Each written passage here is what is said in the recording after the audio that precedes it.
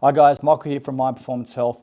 I'm going to cover something very cool that I've gone through, not just with myself, but with my clients, my team, that is going to be the 80-20 flexible dieting approach. And what this comes down to is the question we have and often get is, what foods do I eat to make up my calorie and macro targets, especially in the way of flexible dieting? Remember, with a structured meal plan, usually you don't have to think. It's there. Your trainer or coach may have made it for you. You just follow it. But when you're trying to make up your calories and macros, and you're trying to hit your targets, what foods should you eat and how flexible should you go to hit those targets? And the answer to that is you can have whatever you want. There's no good or bad food. The only way I look at it, if there is a good or bad food, is if it's actually causing bloating, digestive issues, things like that, I would recommend to avoid.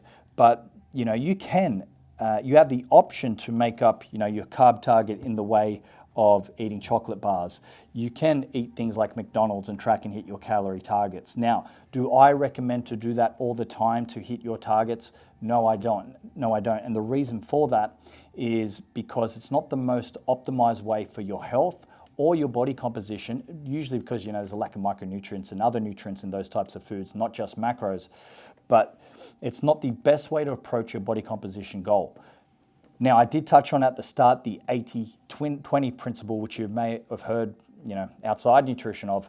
But what I like to recommend is that 80% of our nutrition is in the way, of perceived foods that may be a little bit more cleaner, not going to cause as much issues with our health. They have more density of nutrients in them, micronutrients as well. And then the 20% is where you can get, a little bit more flexible in the approach, whether that's, with dark chocolate,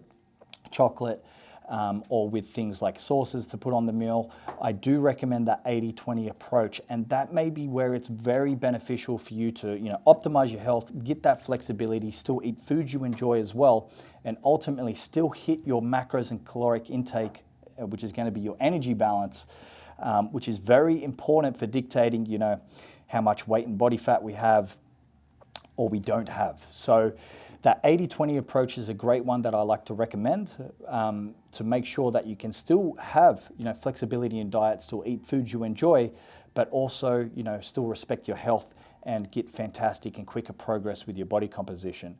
So please remember, sure, we can eat our targets of just eating things like chocolate instead of rice. Definitely can do that. May still even lose weight doing that as well. But if we're in the game, which we are, of building nice lean muscle, decreasing body fat, feeling optimized with your energy, with your performance, then that 80-20 principle is going to be extremely effective for you. So 80-20 flexible dieting, I highly recommend it. Give it a shot. Let us know how you go as well.